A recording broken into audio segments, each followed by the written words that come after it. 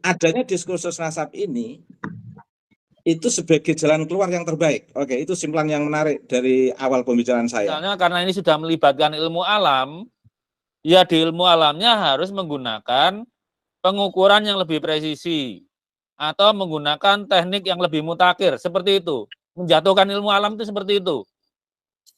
Menggunakan pengukuran yang lebih presisi. Jadi dari sini, ini yang masalah adalah pada klan Balawi ini, pertama dia yang mengklaim, dia yang harus bertanggungjawabkan dulunya itu harusnya.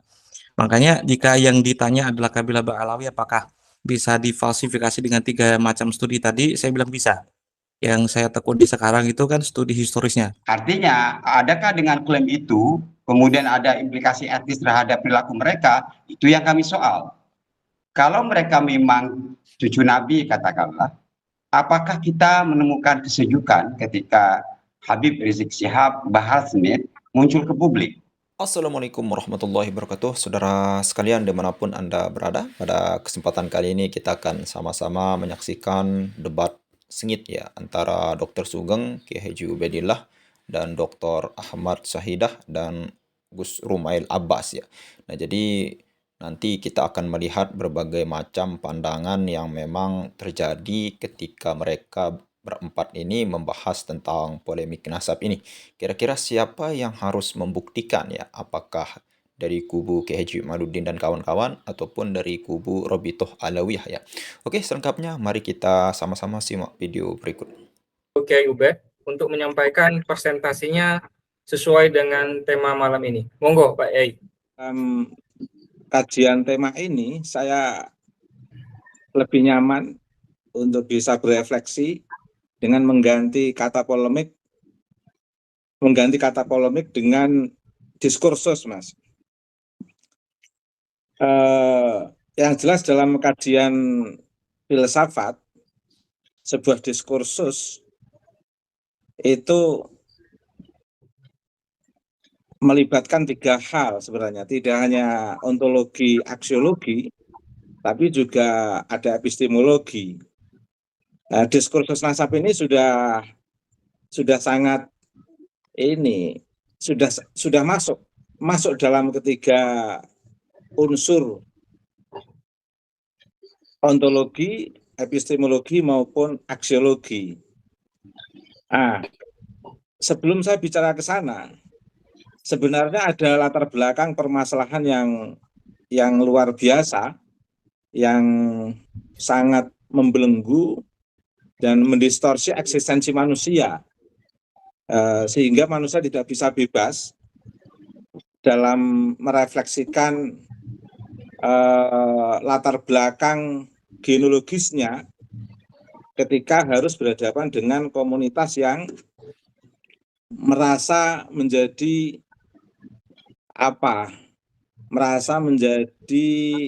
paling benar terkait dengan identitas dzurriyyah Nabi. Ada latar belakang yang luar biasa, Mas. Dengan adanya diskursus nasab ini, sebelum saya bicara tentang aspek ontologi, epistemologi, dan aksiologi, dengan adanya diskursus nasab ini itu menunjukkan bahwa masyarakat Jawa, masyarakat Nusantara, Indonesia, yang saya menggunakan istilah imigran, saya menggunakan istilah pribumi. Masyarakat pribumi lebih beradab dalam konteks kenasaban. Mengapa? Karena masyarakat pribumi untuk menarik diskursus, untuk mengkaji nasab itu melalui literatur yang luar biasa, melalui kajian literasi yang luar biasa. Sebenarnya diskursus nasab ini itu adalah adanya diskursus nasab ini itu sebagai jalan keluar yang terbaik. Oke, itu simpulan yang menarik dari awal pembicaraan saya. Adanya diskursus nasab ini itu merupakan jalan keluar yang terbaik untuk menjawab fenomena-fenomena terjadinya persekusi. Nah, selama ini itu kalau ada orang menunjukkan menunjukkan nasabnya, menunjukkan nasab Nabi gitu, oleh para habaib Ba'alawi itu kan langsung mempersekusi, Mas. Itu real loh di lapangan loh. Mereka tidak mau diskusi, menanyakan tentang sumber kebenaran, tapi langsung ada pengadilan. Karena dianggap tidak sesuai dengan catatan yang ada di Robitoh misalnya. Yang kedua, Robitoh menganggap punya data yang paling valid selain yang ada di Robitoh adalah salah. Bahkan Robitoh di beberapa channel yang sudah saya ikuti juga memperlakukan tes DNA untuk nasab dekat alasannya. Tapi sebenarnya kan nggak ada bedanya antara tes DNA nasab jauh dan nasab dekat. Itu hanya untuk legitimasi saja sebenarnya. Maktab Daimi sendiri sudah memperlakukan tes DNA. Di satu sisi kan berarti menghalalkan tes DNA. Tapi di sisi lain dalam perdebatan diskursus nasab ini muncul fatwa keharaman tes DNA. Yang sebelumnya justru Rizik Syihab mengatakan perlunya tes DNA. Ini kan diskursus-diskursus yang penuh dengan kemunafikan. Lah, muncullah disertai dengan berbagai kritik etika atau moral yang tadi disebutkan oleh Dr. Ahmad. Nah, dari latar belakang itu muncullah sebuah langkah yang akademik, yang luar biasa menurut saya, untuk memberikan ruang dialektika atau ruang diskursus yang lebih berperadaban, yaitu melalui kajian nasab dari perspektif historis, turos, yang dilakukan oleh Kiai Imaduddin Utsman. Yang kedua dari perspektif sejarah manusia dari perspektif genetika. Nah, tes uji DNA itu sebenarnya kan membaca sejarah manusia dari perspektif genetika sebenarnya, Mas. Membaca sejarah. Jadi sama-sama, kalau Kiai Imad itu sejarah dari perspektif aturos, kalau Dr. Sugeng itu kan sebenarnya sejarah manusia dari perspektif genetika. Lah, kalau Prof. Manahem Ali itu mengkaji sejarah manusia dari perspektif filologi. Lah, dari aspek ontologinya kan jelas ini. Makanya saya katakan diskursus nasab ini yang diusung oleh masyarakat pribumi itu merupakan diskursus yang sangat beradab. Mengapa? Kajiannya ada, secara ontologis ada, yaitu kajian nasab.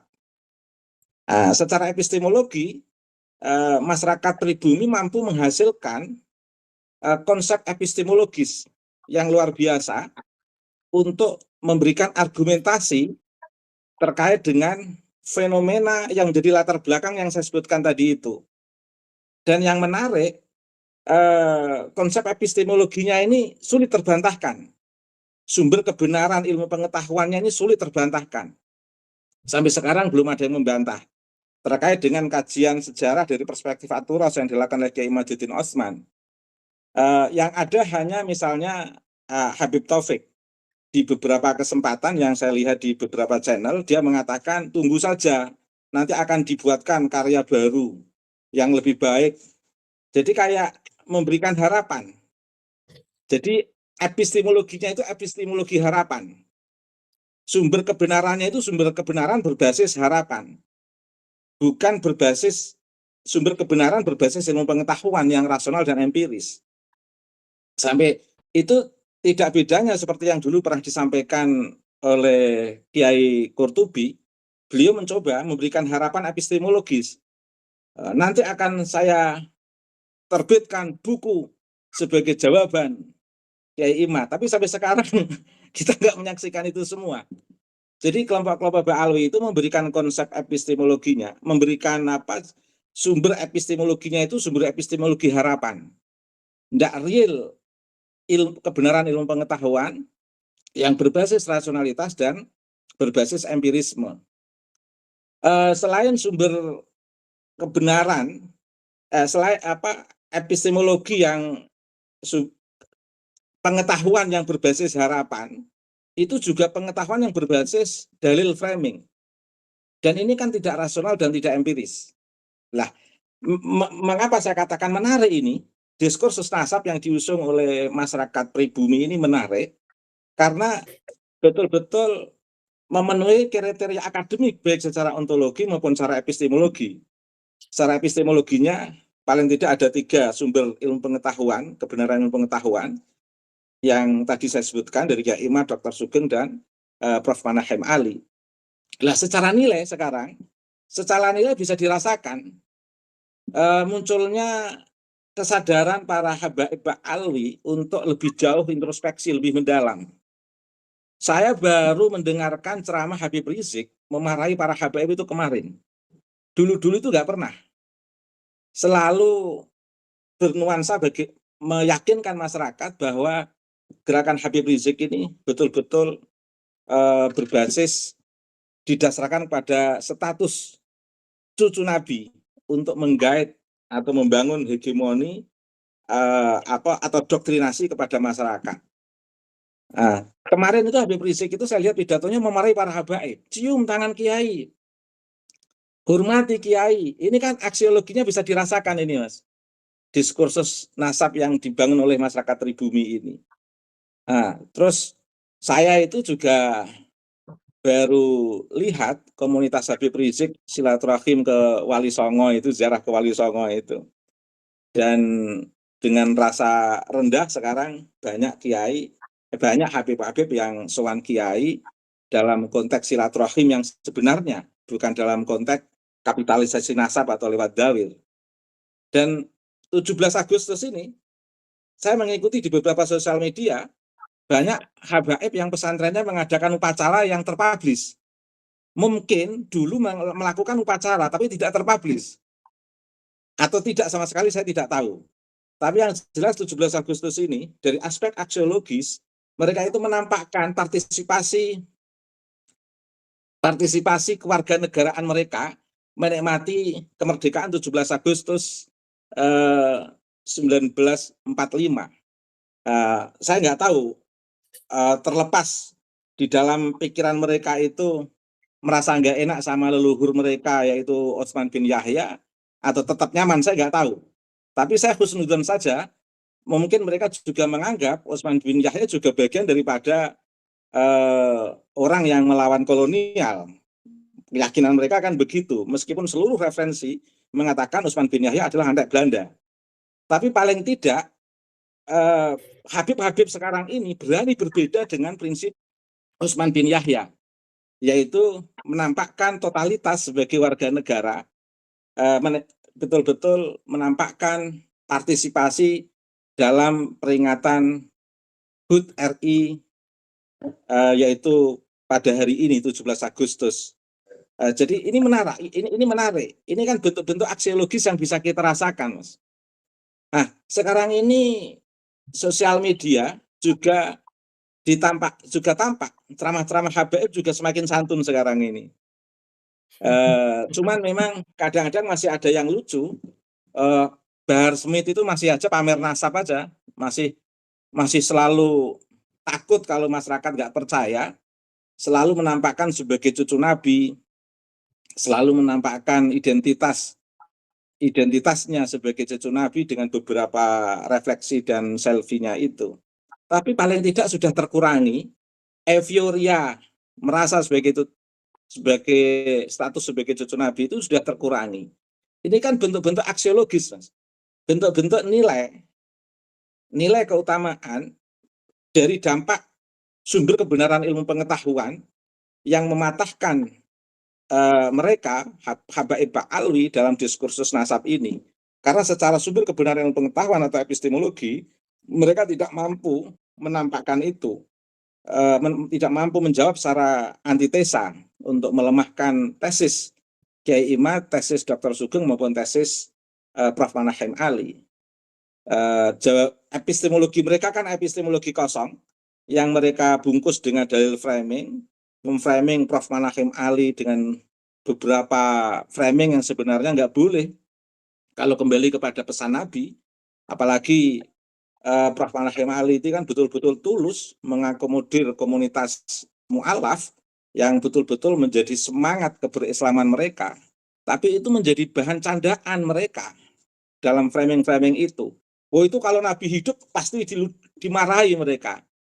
Apalagi yang melakukan framing itu notabene berada dalam komunitas Habib dan muhibbinnya. Ini kan luar biasa. Nah, jadi secara epistemologi mereka masih epistemologi kosong. Karena epistemologi kosong yang seolah-olah epistemologis, tapi sebenarnya masih dalam berupa dalil framing dan harapan-harapan kosong. Janji nanti akan ada buku, Kiai Qurtubi dulu juga menjanjikan, sekarang yang menjanjikan nanti akan ada karya yang bisa menjawab, nggak lama lagi akan terbit. Ya, itu disampaikan oleh Taufik Assegaf. Ini kan sebenarnya tidak berbasis epistemologis, tapi hanya harapan-harapan kosong, dalil-dalil framing. Lah, menarik, paling tidak Habib Ba'alwi ini mendapatkan pendidikan yang luar biasa. Secara keilmuan memang di bawah rata-rata literasi masyarakat pribumi. Masyarakat pribumi itu literasinya sudah sangat mapan, baik dari segi sejarah dari perspektif Turos, sejarah dari perspektif genetika, sejarah dari perspektif filologinya Prof. Manahem Ali. Ini kan menarik, literasinya luar biasa. Karenanya ini sebagai himbauan dalam diskursus nasab ini, saya berharap Habib Ba'alwi ini kalau tidak punya jawaban lebih baik diem. Nah, meskipun kadang menjengkelkan juga, tapi lebih baik diem daripada jawabannya itu tidak berbasis literasi yang kuat. Nampak dalam diskursus nasab ini Habib Ba'alwi itu nampak kayak orang-orang awam yang dulu banyak berkoar-koar, akhirnya koar-koarnya sekarang itu dibandingkan dengan perspektif epistemologis akademisi dari masyarakat pribumi ini justru membuat mereka itu berada di bawah rata-rata keilmuan. Makanya kemarin saya dengar dari teman cerita ke saya, ada seorang Habib ngomong kepada teman saya itu, nyesel punya anak nggak disekolahkan, nggak dipondokkan, mau disuruh Peter. Sekarang ini terasa dalam diskursus nasab ternyata Habib dalam konteks keilmuan di bawah rata-rata para santri masyarakat pribumi. Meskipun notabene mereka seolah-olah dalam agama ini kan kayak orang-orang besar karena banyak jubah dan lain sebagainya. Tapi begitu diskursus keilmuan, kayak orang awam mereka. Lebih-lebih nampak dalam diskursus keilmuan ini dilihat dari perspektif ontologi, mereka tidak bisa mempertanggungjawabkan secara epistemologis, dan dari perspektif aksiologisnya rendah sekali. Nah, sekarang ini ada perubahan perspektif aksiologis mereka. Nilai-nilai keutamaan, keberagamaan yang diambil dari sumber Nabi itu sudah mulai baik sekarang ini. Karena ada hantaman perspektif epistemologis dari masyarakat pribumi. Jadi Dr. Sugeng, Kiai Imad, dan Prof. Manahem Ali itu kan hantaman perspektif epistemologis yang dahsyat dan luar biasa untuk menjadi perenungan para Habib Ba'alwi yang selama ini ngaku-ngaku sebagai cucu Nabi, tetapi tidak berbasis, tidak bisa mempertanggungjawabkan dari perspektif epistemologis. Nah, ini kembali kepada tema, siapa yang harus dimintai pertanggungjawaban dalam diskursus itu sebenarnya pertanggungjawabannya hanya tesa antitesa, Mas. Nah, kita diskursus ini jawabannya hanya tesa antitesa, sehingga siapa yang sadar ilmu pengetahuan, ya silahkan menjawab. Kalau Habib Ba'alwi mempunyai tanggung jawab keilmuan, silahkan buat antitesa. Kalau dulu tesisnya kan Ba'alwi mengatakan Habib Ba'alwi adalah zuriyah Nabi. Tapi antitesa yang muncul kemudian dari Kiai Imad, Dr. Sugeng, dan Prof. Manahem Ali kan lebih kuat. Jadi sekarang Prof. Manahem Ali, Dr. Sugeng, dan Kiai Imad ini posisinya sudah menjadi tesis ini, Mas. Kalau dulu antitesa, tapi karena antitesanya lebih kuat, tesis yang awal dimunculkan Ba'alwi sebagai cucu Nabi itu sekarang rungkat. Nah, jadi posisi Prof. Dr. Sugeng, Kiai Imad, dan Prof. Manahem Ali posisinya sekarang menjadi tesis. Nah, nanti kalau ada jawaban baru dari para Habib Ba'alwi, nanti mereka akan menjadi antitesa. Kalau dari Habib Ba'alwi antitesanya lebih kuat, berarti tesisnya Dr. Sugeng, Prof. Manahem Ali, Kiai Imad rungkat. Dan begitu seterusnya. Tapi sampai detik ini, tesis ini masih kuat. Memiliki basis epistemologis yang luar biasa. Dan didasarkan pada literasi yang luar biasa. Sementara Habib Ba'alwi masih berputar-putar pada harapan kosong, dalil framing, bahkan ngompori untuk melakukan kekerasan, mempersiapkan celurit dan lain sebagainya.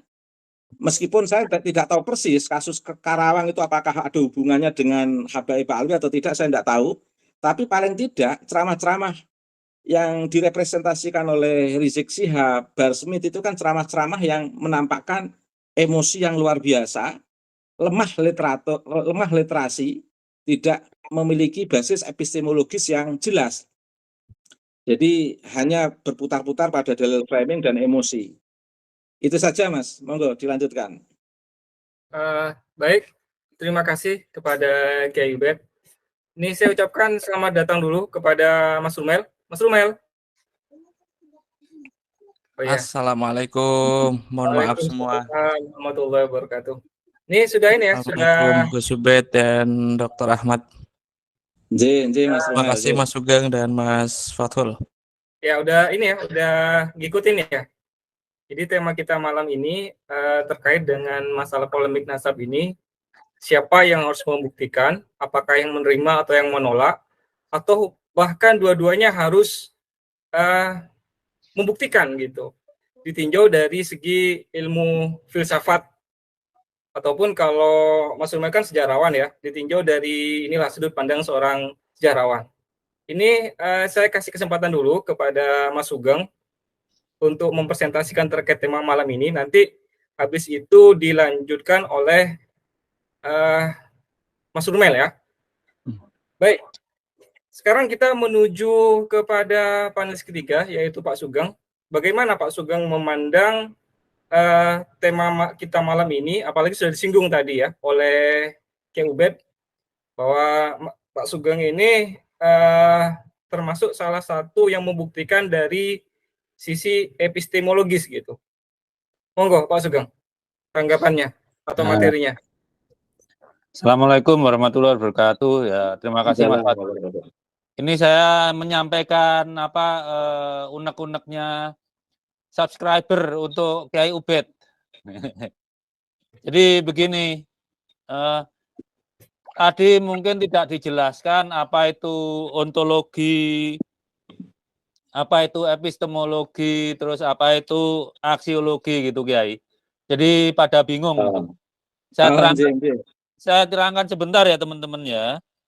Ontologi itu adalah hakikat apa yang dikaji, dalam hal ini kan nasab itu yang dikaji. Kemudian epistemologi adalah cara mendapatkan pengetahuannya yang benar gitu. Kalau di kita yang genetika itu ada protokolnya segala macam lah. Udah diuji berkali-kali gitu kan ya.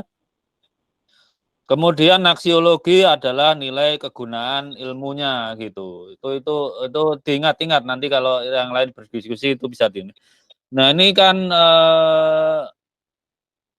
pertanyaannya beban pembuktiannya pada siapa? Itu tadi yang seperti disebut oleh Kiai Ubed. Pertama dulu tesisnya adalah Balawi itu keturunan Nabi. Kemudian antitesasnya adalah membuat kitanya yang dalam level epistemologi, membuat kajiannya lebih komprehensif.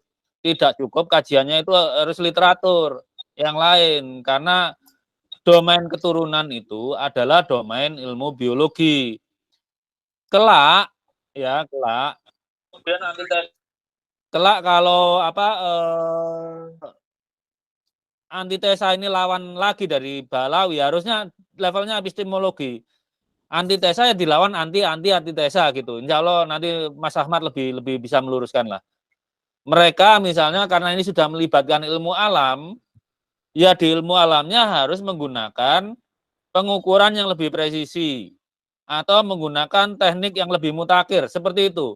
Menjatuhkan ilmu alam itu seperti itu. Menggunakan pengukuran yang lebih presisi. Jadi dari sini ini yang masalah adalah pada klaim Balawi ini, pertama dia yang mengklaim, dia yang harus bertanggungjawabkan dulunya itu harusnya dengan bukti-bukti gitu. Kemudian secara epistemologi akhir-akhir ini gagal. Jadi ketika kita menyodorkan ilmu genetika sebagai ilmu mengukur, yang dilawan adalah bukan dengan ilmu yang sama, harusnya dengan ilmu yang sama tapi akurasinya lebih baik begitu. Seperti saya buat singkat kalkulasi lawan kalkulasi, data lawan data begitu. Misal data di family tree itu salah, yang benar juga harus ditunjukkan gitu. Tidak bisa cuma menyalahkan tanpa menunjukkan benarnya mana. Karena diskusi nggak akan ngalir kalau cuma nyalahkan. Diskusi nggak akan ngalir gitu. Jadi gitu aja. Jadi kewajiban klan Mbak Alawi sekarang adalah pada level epistemologi ini bagaimana counter argumen, misal ya kalau kitab ya nanti bukti-buktinya tambah banyak lah. Tapi kalau dalam hal genetika mereka harus mengajukan metode yang lebih baru. Ya ini repotnya. Genetika ini udah lumayan mapan dari sekian banyak peraih Nobel. Kemudian harus lebih presisi. Data yang benar juga harus diungkap. Tidak boleh disembunyikan. Mengatakan di sana datanya salah atau enggak gitu. Misalnya ada argumen divalidasi dulu enggak? Loh, itu enggak ada protokolnya. Berarti harus mengajukan protokolnya dulu. Kalau dalam biologi ya setiap orang yang mengaku punya buku nasab atau tidak, itu dikumpulkan, dicari star clusternya. Begitu. Baru nanti di labeling pakai buku nasab boleh. Ini yang jadi kalau di level dari kubu Balawi itu macet di situ. Malah cenderung memframing ilmunya padahal tidak ada yang kapasitasnya memadai dari sana. Padahal ya banyak juga bakat dari sana untuk di bidang biologi itu. Itu aja dari saya. Ini Mas Rumel harus minta maaf sama yang lain nih, nunggu lama ini soalnya tadi. Harus wajib gitu. Rencananya itu Mas Rumel malah tadi yang pembicara pertama, malah belakangan. Ya, terima kasih. Tadi udah ngebut. Terima kasih. Oke. Terima kasih Pak Sugeng atas ini presentasi singkatnya. Sekarang kita menuju kepada panelis yang terakhir, Mas Rumel. Monggo Mas Rumel, presentasi atau tanggapannya terkait dengan tema kita malam ini. Waktu dan tempat kami persilakan. Baik, terima kasih dan sekaligus minta maaf untuk semua panelis, Gus Ubed, Dr. Ahmad Saidah, Mas Sugeng, dan moderator kece kita. Jarang-jarang ada moderator bisa rokokan sambil pakai topi rasta tuh. Saya tadi tuh dengerin sambil jalan, Mas Sugeng, pas waktu masuk ke Demak itu terus pertama tadi itu kan Dr. Ahmad tadi, terus dilanjut sama Dr. Ubaidillah. Pada dasarnya saya tuh pengen pas waktu Mas Sugeng kali pertama mengunggah siapa Karl yang extraordinary itu kan membutuhkan pembuktian yang extraordinary juga gitu. Nah, pada dasarnya saya tuh pengen memfalsifikasi itu untuk Mbak Alawi di masa sekarang, apakah beban pembuktian itu harus dari mereka terlebih dahulu ataukah memang dari yang menggugat gitu. IMAT diakui kan sudah mengajukan falsifikasinya dengan beberapa literatur dan sudut pandang historis gitu. Saya masih berkeyakinan kalau untuk konteks nasab genealogi, khususnya untuk jelajah jauh leluhur sebuah kabilah itu bisa diverifikasi dengan tiga macam studi. Pertama itu kan studi nasab, terus yang kedua itu studi sejarah, dan yang terakhir karena ini kan sebuah fenomena biologis, makanya kan memerlukan tools biologis seperti yang ditekuni Mas Sugeng 3-4 bulan terakhir sekarang gitu. Nah, pada dasarnya saya itu kan mencoba memfalsifikasi apapun yang ada di media sosial, khususnya untuk yang Ki Imat dan juga Mas Sugeng, hanya dari sudut pandang historis tok. Kalau dianggap ketiga-tiganya itu apakah bisa difalsifikasi dengan lintas studi? Saya punya sekitar berapa tahun yang lalu itu ada berita di The Guardian, aku baca 3-4 harian yang lalu itu Pangeran atau Raja Charles III itu kan dibongkar, makamnya dibongkar, terus ada uji DNA, ada 4 macam kredensi yang terlibat. Pertama tentang arkeologi, terus yang kedua tentu saja pakar DNA juga, terus yang ketiga itu pakar nasab lah yang jaga kekancingan di Inggris, terus yang terakhir itu ada arkeologi dan filologi juga, itu aku jadikan satu itu. Makanya ketika melihat sebuah fenomena genealogi tanpa pembanding studi yang lain, saya rasa itu falsifikasinya akan tumpul ya. Makanya sejak awal ketika Mas Sugeng menawari adu tanding hitung-hitungan itu saya tidak mau sampai ke sana. Saya cuma bisa mencegatnya dalam batasan kredensi yang saya miliki saja, yaitu studi historis gitu. Kayak sekadar contoh, pas waktu kita diskusikan tentang haplogroup J ya, itu di family tree DNA sama di WIFOL itu kan memiliki TMRCA yang cukup berbeda. Selisihnya hingga berapa ratus ribu, 4.000-an tahun, 4.000-an tahun. Nah, maksudku dengan menunjukkan itu kan menjadi sebuah pertanyaan, bagaimana menjelaskan TMRCA dari WIFOL ataupun family tree itu secara saintifik itu seperti apa. Dan bagi saya apa yang ditulis oleh Kiai Imad itu terlalu overrated itu. Terlalu dilebih-lebihkan. Semua yang ditulis oleh beliau itu kurang kokoh untuk disebut istiqro gitu. Istiqronya aku sejak awal masih ngelihat, dan tulisan Kiai Imad yang terakhir itu masih pada kesimpulan atau melakukan kajian yang istiqro nakis.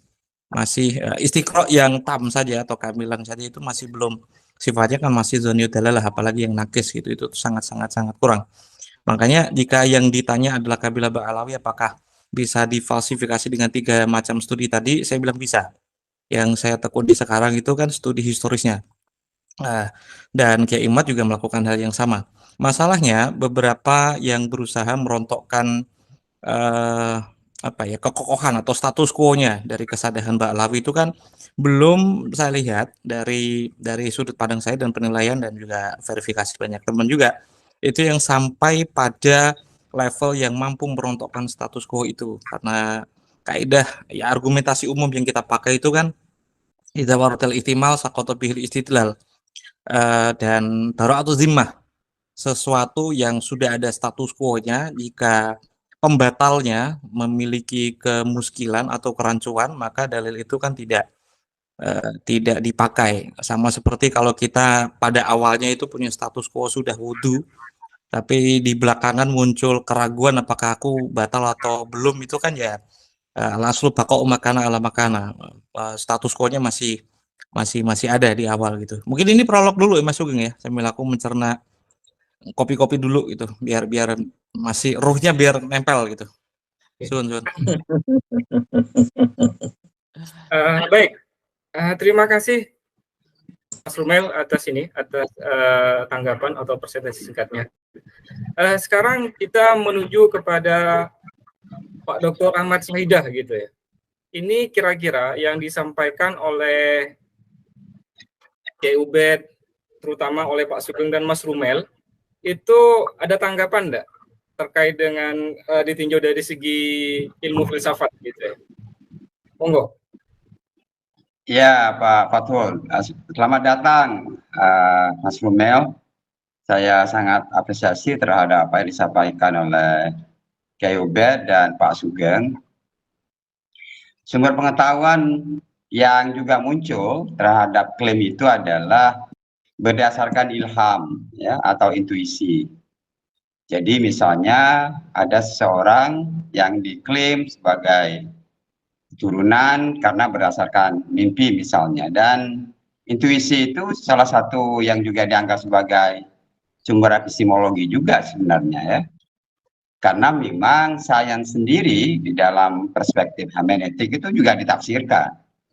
Jadi main mutlak-mutlakan itu saya pikir menjadi saintisme kemudian yang bagi saya tidak berhenti pada kebenaran saintifik sebenarnya, tapi lebih kepada percakapan apa gunanya hasil dari temuan itu ya.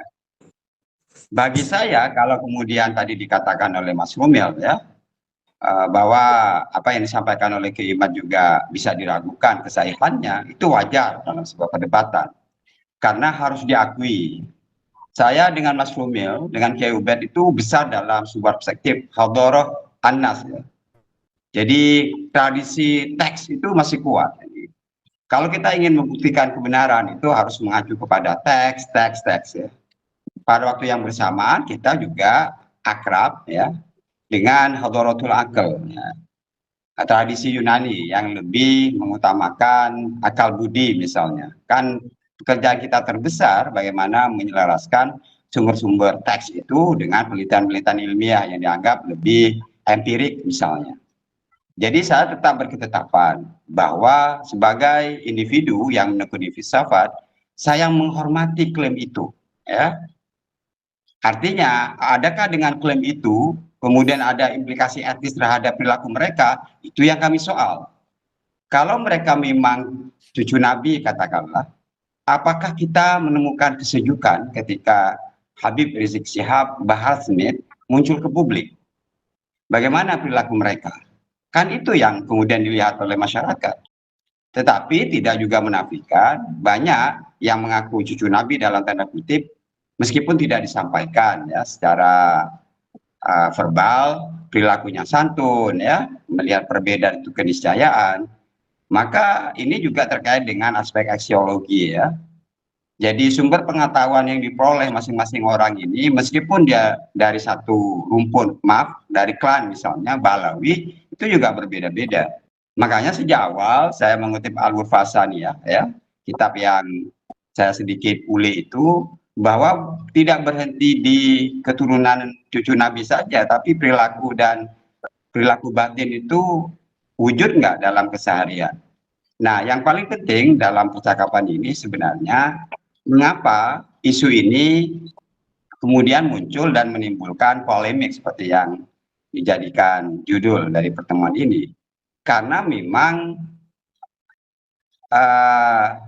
menjadi konsumsi publik yang tidak sehat. Jadi kedua kelompok ini oleh media sosial ya diolah sedemikian rupa, sadar atau tidak, jadi ada dua kubu besar yang kemudian mereka hanya mengungkapkan pikiran-pikirannya, tidak mau mendengar dari yang lain. Kalaupun misalnya pihak dari klaim Ba'alawi ini secara epistemologi seperti yang disampaikan oleh Qubed tidak kukuh, ya pada waktu yang bersamaan kita cari orang yang dari klan Ba'alawi ini, ada nggak mereka mempunyai alasan lebih kokoh untuk menunjukkan bahwa mereka mempunyai garis keturunan yang sahih misalnya. Saya di dalam status Facebook saya kemarin, ya, kalau dilihat dari silsilah, ya, benar atau tidak itu bukan urusan saya. Susur galur saya itu hingga ke Nabi, ya. Tetapi apa sikap saya? Ya biasa-biasa saja. Kalaupun keliru saya tidak guna-guna. Nah, saya ungkapkan itu hanya ingin menunjukkan bahwa seharusnya ini tidak menjadi masalah. Dan yang perlu disampaikan kepada Qubed, kenapa sikap saya ini jauh lebih lunak misalnya terkait dengan klaim mereka? Karena saya punya ikatan emosional dengan orang-orang Yaman yang datang ke kampung saya. Mereka pertama kali datang kampung, mendirikan madrasah pertama, mereka orang baik, kami menyebutnya Sayyid, perilakunya sama dengan kita, mereka berdagang, mereka ya samalah seperti kita. Tetapi ketika kita menginjak kepada menguji otentisitas secara genetik, ya kita ambil pesan moral apa yang pernah diungkapkan oleh Pak Dahlan Iskan misalnya ketika dia uji DNI. Ternyata setelah diteliti dia tidak murni Jawa, ya. Jadi ada Kaukasusnya, ada Cina. Dengan demikian, maka ketika kita bicara soal ini kan ini terkait dengan kemurnian ras, ya. Sesuatu yang itu lahir dari hasrat manusia untuk menunjukkan superior dibandingkan yang lain, dan itu memang tidak bisa dilakukan. Tetapi ini dirontokkan ya bahwa manusia itu tidak murni. Lebih jauh kemudian ketika kita kembali kepada asal usul manusia, kalau ditarik ke Neanderthal misalnya Homo sapiens, maka klaim-klaim itu rontok sebenarnya. Itu yang ingin saya sampaikan. Jadi benar kata Mas Humil, jadi kita tidak lagi dari satu perspektif, banyak perspektif yang kemudian secara menyeluruh ingin disampaikan. Maka pertengkaran ini ya anggap saja karena kita beda sudut pandang. Tapi kalau digeser kepada sisi nilai dari perbedaan itu, kan sama sebenarnya, kita ingin menjadi orang baik. Apakah itu dari Ba'alawi atau tidak, itu tidak menjadi soal. Kan menjadi Ba'alawi itu kan bukan keinginan, itu adalah pilihan yang diwariskan. Ya, saya sendiri juga tidak pernah ingin dilahirkan sebagai apa sebenarnya, tapi itu diterima begitu saja. Kenapa kemudian kita bertengkar untuk sesuatu yang kita tidak inginkan sebenarnya secara filosofis? Nah, saya tertarik dengan Ko Ubed ketika dia begitu sangat kukuh ya bahwa klaim mereka itu tidak berdasar, maka tanggung jawab mereka untuk menyangkal itu. Tapi waktu yang bersamaan, kenapa kita tidak mencoba menemukan titik persamaannya misalnya? Apa yang sama dengan nilai-nilai yang mereka anut? Apakah menjadi baik itu karena keturunan Nabi atau tidak? Kan ini yang menjadi soal. Nah, Pak Fathul, jadi sudah agak jernih ya kita melihatnya bahwa tidak ada perbedaan yang begitu dalam sebenarnya di antara kita terkait dengan asal-usul manusia, karena memang kita dilahirkan bukan sebagai pilihan, kita diwariskan dan menerima kenyataan itu, dan identitas ini ya dalam perspektif lebih luas itu adalah mitos. Kan pada zaman klasik identitas itu pasti ya, kita keturunan siapa ya, sehingga kemudian jadikan modal untuk meraih keuntungan. Makanya saya menurut saya nasab itu terkait dengan kasab, bahasa Madura untuk mata pencaharian, dan itu bisa kita temukan karena klaim Habib itu kemudian dijadikan cara untuk mencari peruntungan. Ya, kita tidak perlu membesar-besarkan ini ya. Kemudian di daerah modern jati diri itu ada dipengaruhi oleh konstruksi sosial ya. Jadi kalau kita lahir di mana maka ada pengaruh yang besar. Kalau saya lahir di Madura maka kemadurannya menonjol. Tetapi bagi perspektif postmodern tidak itu mitos ya. Jadi identitas itu mudah retak ya. Oleh karena itu saya setuju ketika Musa Kazim menulis ilusi identitas Arab itu, karena memang identitas itu mudah retak, apalagi di hari ini. Maka klaim-klaim kemurnian itu sebenarnya mudah dirontokkan. Yang kedua, seperti yang disampaikan oleh Ki Ubed, sebenarnya perubahan perilaku itu menunjukkan bahwa hikmah dari pertengkaran ini adalah mereka sudah mau melihat dirinya, betul atau tidak. Kan itu yang saya ambil ya, hikmah dari apa yang disampaikan Ki Ubed. Jadi mudah-mudahan dengan semakin ya, banyaknya orang bicarakan ini dengan kepala dingin, maka polemik ini tidak kemudian akan membelah ya, kita begitu dalam. Itu yang saya bisa sampaikan, Pak Fathul. Terima kasih. Baik, terima kasih kepada Dr. Ahmad Saidah atas tanggapannya. Sekarang kepada Ki Ubed, monggo. Ada sintesa mungkin dari apa yang disampaikan oleh Dr. Sugeng dengan Mas Rumel?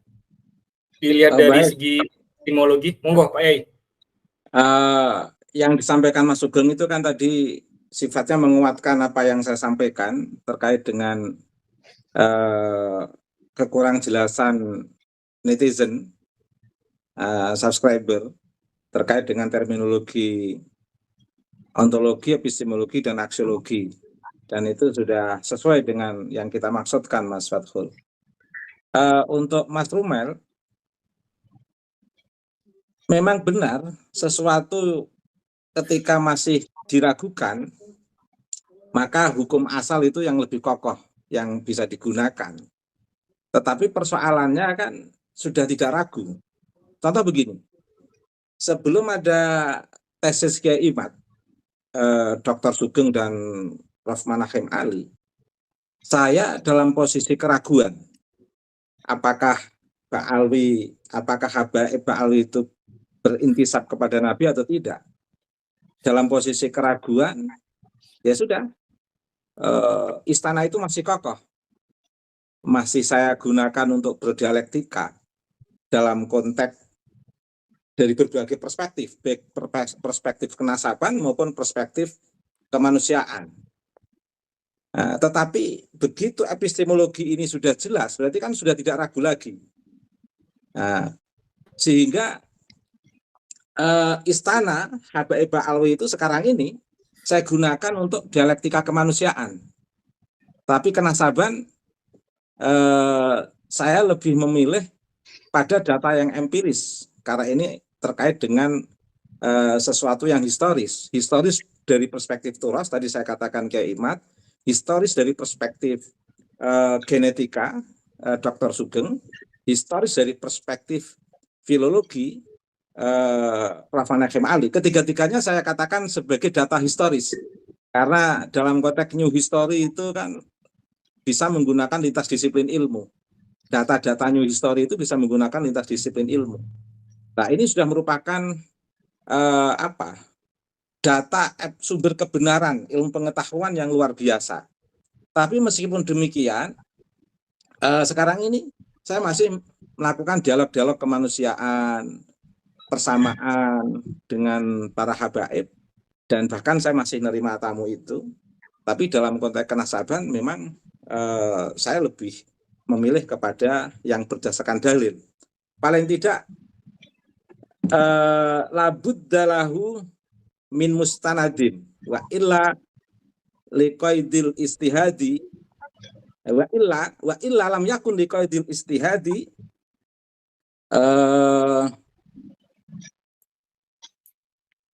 al istihadu liqaidil istihadi maknan wa huwa maknan ya liqaidil istihadi maknan. Jadi mau tidak mau data yang berdasarkan dalil itu niscaya. Nah, karena kalau tidak ada dalil di situ tidak ada batasan makna yang bisa dipahami untuk meaningful sense dalam bahasa filsafat, untuk kedalaman pengetahuan yang bisa dipertanggungjawabkan secara epistemologis, begitu. Nah, terkait dengan Dr. Ahmad, saya kira tidak ada yang ingin saya respon karena memang sifatnya menguatkan dalam dialektika ini. Terima kasih Mas Fathul Muin. Baik, terima kasih pada Kak Ibet. Sekarang kepada Pak Sugeng, ada tanggapan mungkin dari yang disampaikan oleh ketiga panelis tersebut? Monggo Pak Sugeng. Begini, dalam ilmu pasti kita itu memang ya mencari kebenaran tuh dengan mengukur kepastian dan ketidakpastian, begitu ya. Dan ini yang sangat lemah dari Balawi itu dan pendukungnya juga dalam hal ini. Harusnya Mas Rumel itu team up dengan siapa gitu, biolog gitu ya, untuk apa, agar ada yang bisa bicara dalam frekuensi yang sama.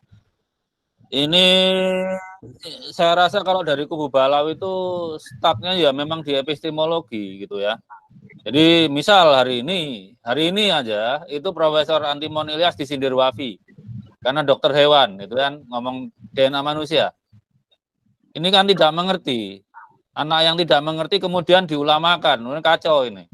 Manusia, tikus, kuda, kambing itu semua makhluk terian, pakai kromosom Y. Mungkin hitungannya beda aja di kalkulasi laju laju mutasi gitu. Jadi karena tidak tahu, akhirnya kan main framing gitu. Itu mungkin Mas Rumel bisa team up lah dengan siapa gitu yang biolog gitu. Sedangkan kalau Mas Rumel mempermasalahkan misalnya kenapa di Pemilitri itu misalnya untuk JZ2329 dengan di Y-Full itu bedanya banyak. Harus diakui banyak Mas Rumel. 3.300 lawan 5.700 tahun kan. Bedanya itu lebar. Tapi, kita bisa melangkah ke aksiologisnya. Bahwa mereka memakai dua laju mutasi yang berbeda. Kalau yang Y-Full itu pakai kalibrasi dengan hasil arkeologis. Tulang-tulang itu dihitung, kemudian dengan selisihnya dengan generasi sekarang berapa. Yang bisa dimanfaatkan apa? Upper bound-nya itu adalah 5.700. Artinya siapapun yang menyebabkan kalkulasi di antara keturunan-keturunan Ibrahim ini jauh di atas 5.700, itu ditolak. Yang tersisa gimana? Itu diperiksa ulang. Nah, seperti buku nasab, kisah sejarah, itu kan penting untuk labeling. Kalau kita hanya berkutat di genetik aja, kita nggak tahu FGC 2 itu punya siapa, klan mana, kan nggak tahu. Y4349 itu klan mana, kita nggak tahu. Itu penting bahwa buku nasab sejarah itu untuk melabel siapa pemilik itu. Tetapi untuk tahap ini karena belum seragam laju mutasi yang dipakai itu bisa kita pakai yang dalil yang dihasilkan Muktamar NU itu bisa untuk menolak nasab kalau terlalu jauh dari upper bound-nya. Upper bound yang perlu diberikan. Upper bound-nya itu aja. Karena jadi mustahil gitu. Jadi itu aja. Saya rasa sih kalau Mas Rumel ya mungkin di mata publik ini yang bingung Mas Rumel tuh stake-nya apa gitu kan, kewajiban membuktikan seharusnya di Balawi gitu ya. Kecuali kalau studinya full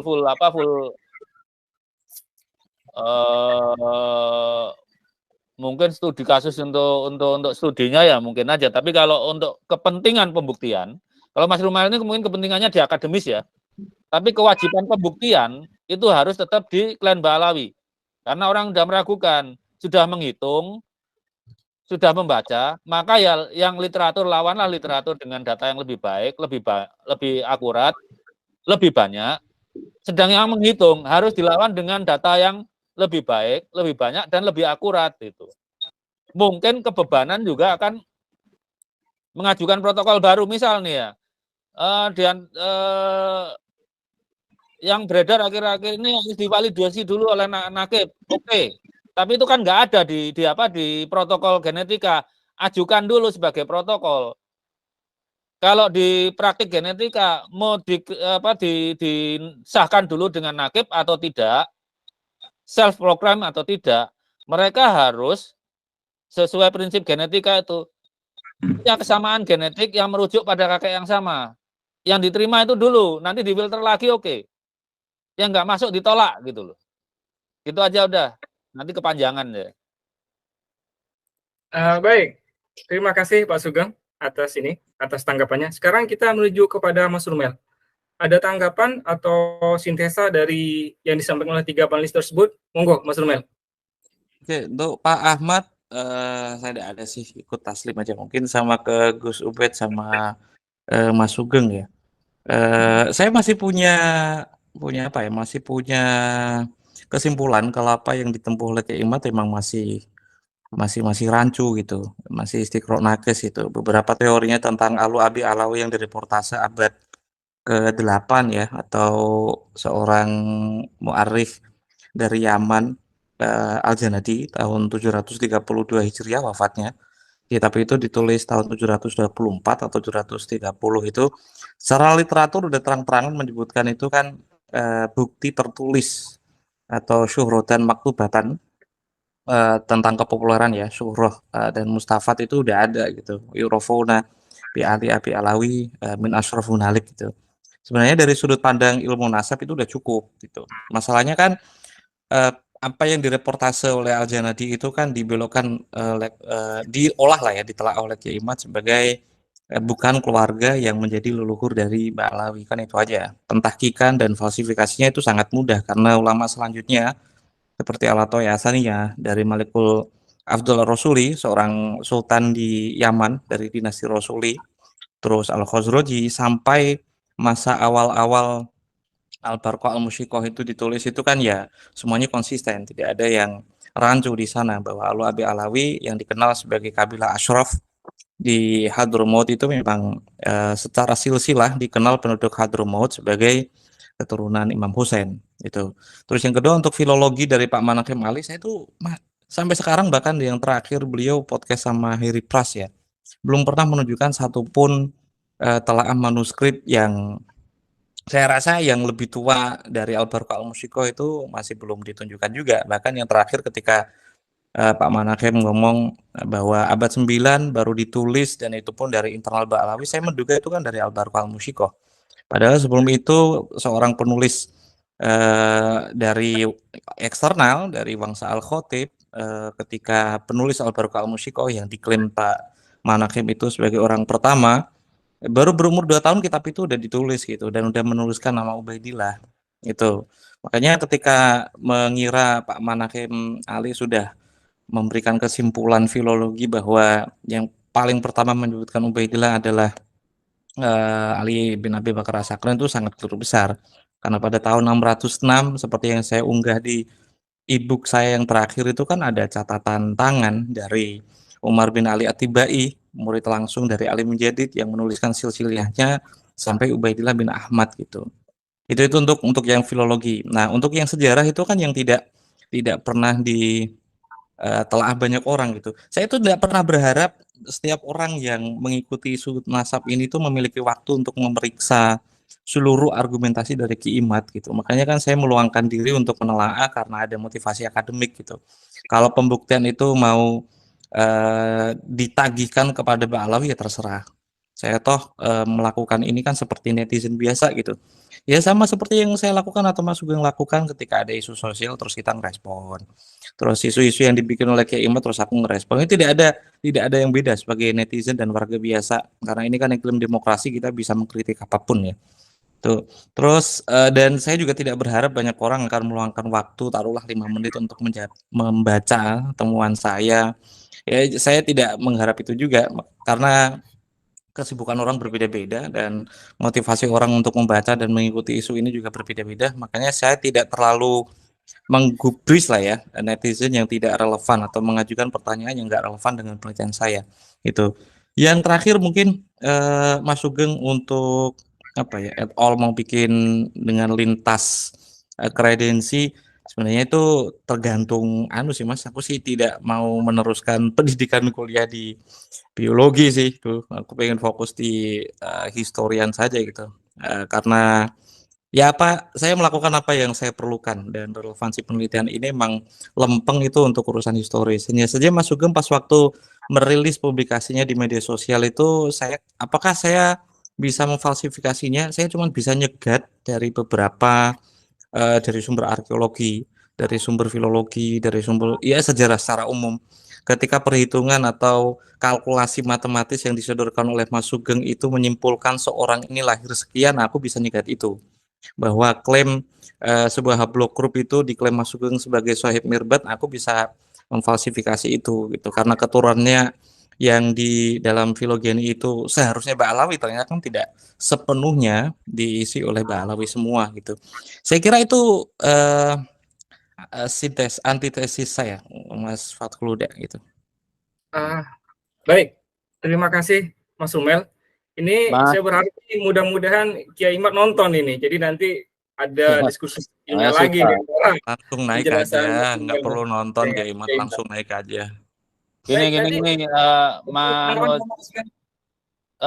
Mas Fatul. Jadi sesuai balik ke topik awal ya, ini sekaligus penutup karena sudah hampir ya kita tadi terlambat lah, mulainya terlambat berapa menit ya?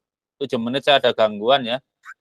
Itu kita beri kesempatan untuk menjawab pertanyaan dari awal dari ini. Karena begini, ini sudah terlanjur jadi pertanyaan publik, itu tetap siapa yang harus beban membuktikan itu. Itu aja. Jadi concluding remarks dari masing-masing panelis itu harus ditegaskan gitu ya. Siapa yang harus membuat beban pembuktian ini? Kalau mematuhi itu, insya Allah cepat selesai daripada muter-muter ngulur-ngulur gitu, apalagi framing kanan kiri atas bawah gitu ya. Kita tegaskan yang siapa yang harus membuktikan gitu. Itu aja. Jadi itu sebagai penutup masing-masing panelis. Oke, saudara sekalian, luar biasa sekali apa yang disampaikan oleh Dr. Sugeng, Rumail Abbas, Kiai Haji Ubaidillah, dan Dr. Ahmad Sahidah ya, terkait dengan siapa yang kira-kira bertanggung jawab. Namun ketika 4 ahli ini merupakan berbicara menurut pandangan mereka masing-masing. Nah, tentunya ketika kita melihat pandangan dari salah satunya yaitu Dr. Ahmad Sahidah ya, yang kalau kita lihat itu pandangannya lebih condong ke arah netral ya, dan sedikit lebih membela daripada habaib ini ya. Terkait dengan hal itu, pernyataannya salah satunya yaitu menjadi habaib itu merupakan bukan sebuah pilihan ya, namun itu merupakan sebuah keniscayaan yang diberikan Allah. Nah, jadi ketika dia mengatakan menjadi habaib itu bukan sebuah pilihan, itu merupakan dia secara tidak langsung mengakui bahwa habaib ini merupakan keturunan daripada Nabi Muhammad SAW. Namun tentunya dalam hal itu berbeda dengan apa yang dituntut oleh Kiai Haji Imaduddin dan kawan-kawan ya. Namun ketika kita mendengar daripada penjelasan Gus Rumail Abbas ya, yang ketika ditantang sama Dr. Sugeng untuk membaca data-data, angka-angka yang memang harus dijawab, harus dibaca oleh Rumail Abbas sendiri. Tentunya dalam hal ini patut kita apresiasi dari Gus Rumail ya terkait dengan itu, yaitu saya tidak mau ikut campur dalam hal ilmu biologi, kata beliau, karena ranah saya bukan itu, ranah saya sebagai sejarawan ya. Nah, artinya di sini beliau itu mengakui keterbatasan ilmu mereka gitu. Keterbatasan ilmu beliau, Gus Rumail Abbas. Patut kita apresiasi saudara sekalian. Kenapa? Karena dia bukan sok tahu gitu. Artinya dia sadar bahwa ranah saya, ahli saya bukan di situ gitu. Tidak seperti oknum-oknum Habib ya, yang memang ranahnya bukan itu, sok-sok bahas sejarah, padahal tidak pernah belajar sejarah. Akhirnya apa? Ya banyak hal terjadi gitu. Salah satunya ketika salah satu oknum Habib yang sangat terkenal ya, yang mengatakan bahwa Sunan Gunung Jati menikah dengan Nyai Lara Santang. Itu sudah kesalahan fatal yang dilakukan oleh oknum Habib ini, dan akhirnya ya minta maaf juga gitu. Nah, jangan sampai hal seperti itu, dan saya pribadi apresiasi dengan Rumail Abbas bahwa Gus Rumail ini ya mengakui akan keterbatasan daripada keahliannya. Luar biasa. Namun kemudian apa yang disampaikan oleh Dr. Sugeng itu yang pertama yang menarik untuk kita saksikan atau kita bahas pada kali ini, yaitu dia yang mengklaim bahwa sebagai cucu Nabi atau keturunan Nabi Muhammad SAW, seharusnya dia sendiri yang bisa kita bilang dia sendiri yang membuktikan bahwa dia itu memang benar-benar cucu Nabi Muhammad SAW. Nah, dalam hal ini betul ya, menurut hemat saya betul juga bahwa Anda yang lebih dahulu mengklaim, lalu kemudian ada orang